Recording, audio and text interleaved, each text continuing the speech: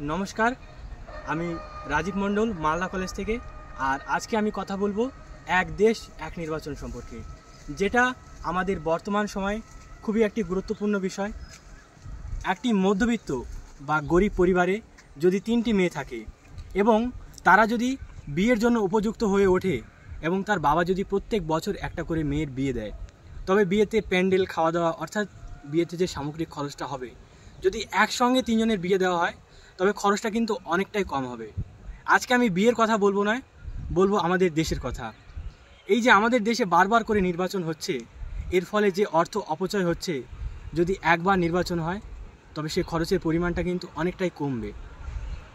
আমাদের এই ভারত এক বিশাল ঐতিহ্যবাহী বৈচিত্র্যময় সাংস্কৃতিক দেশ, কিন্তু বিদেশি আক্রমণ অর্থাৎ পরাধীনতার সময় আমাদের এই দেশ এক দারিদ্রতা, নিরক্ষরতা এবং অর্থনৈতিক সমস্যার সম্মুখীন ছিল।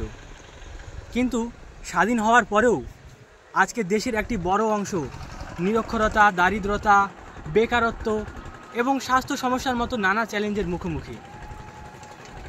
আমরা যদি এক দেশ এক নির্বাচন করি, এর ফলে যে টাকাটা বাঁচবে এটা আমরা দেশের উন্নয়নের কাজে লাগাতে পারব। আমরা যদি একবার রাজনৈতিক দলগুলির দিক দিয়ে ভাবি, যে রাজনৈতিক দলগুলি ক্ষমতায় থাকে তাদের মনে সবসময় ভয় থাকে যে পরের নির্বাচনে আমাদের জিততে হবে, ভালো করে প্রচার করতে হবে, নইলে তাদের ক্ষমতা থেকে সরে যাওয়ার যে একটা ভয় তাদের মধ্যে তৈরি হয়। তাদের লক্ষ্যই হয়ে ওঠে ভোটে জেতা। ফলে তারা আসল উদ্দেশ্য থেকে সরে যায়, তারা ভুলে যায় দেশের উন্নয়নের কথা।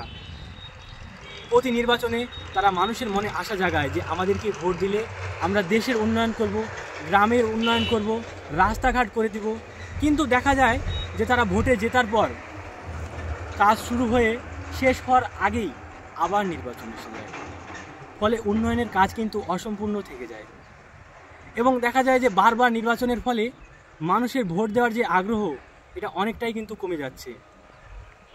এবং প্রতি নির্বাচনে দেখা যায় যে মারামারি, দাঙ্গা হাঙ্গামা, বোমাবাজির যে প্রতিচ্ছবি আমাদের সামনে ভেসে আসে, এটা কিন্তু খুবই একটা ভয়ঙ্কর দিক। এবং যদি একবার নির্বাচন করা হয় এটা কিন্তু অনেকটাই কমবে এবং মানুষের মনে ভোট দেওয়ার আগ্রহ কিছুটা হলেও বাড়তে পারে।